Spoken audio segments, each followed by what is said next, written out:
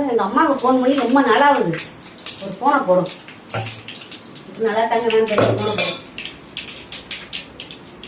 இந்த ஃபோனை காணும் இல்லை. நீ இங்கே தானே வச்சேன். ஃபோனை காணுவேன்.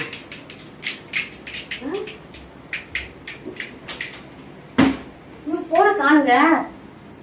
ஏங்க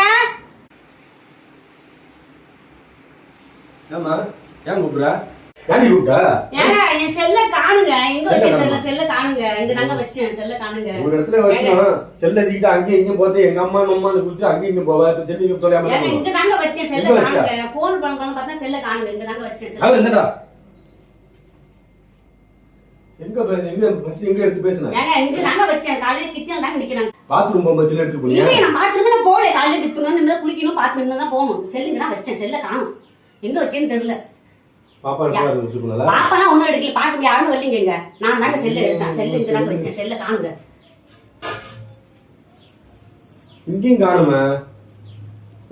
இங்க வாங்க. காலையில டீ போட்டேன். பேசிட்டு திரும்பி இங்க வச்சேன். திரும்பி நான் எடுத்தேன் என்ன தெரியல செல்ல காணும். இந்த செல்ல கிச்சன் கிட்ட காணும். எங்க வச்சேன்னு தெரியல காணும்.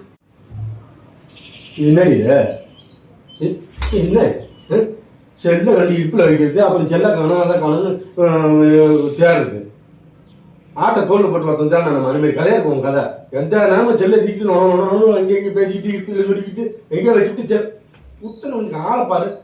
இல்லை அரக்காப்படி மாரி இருந்துட்டு ஆளை மண்டையும் செல்ல காணும் நல்ல காணும் ஓட்டன்னு வச்சுக்கான்.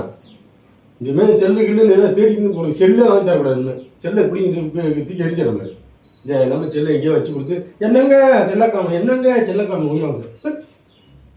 நீ அடிக்க வரியா?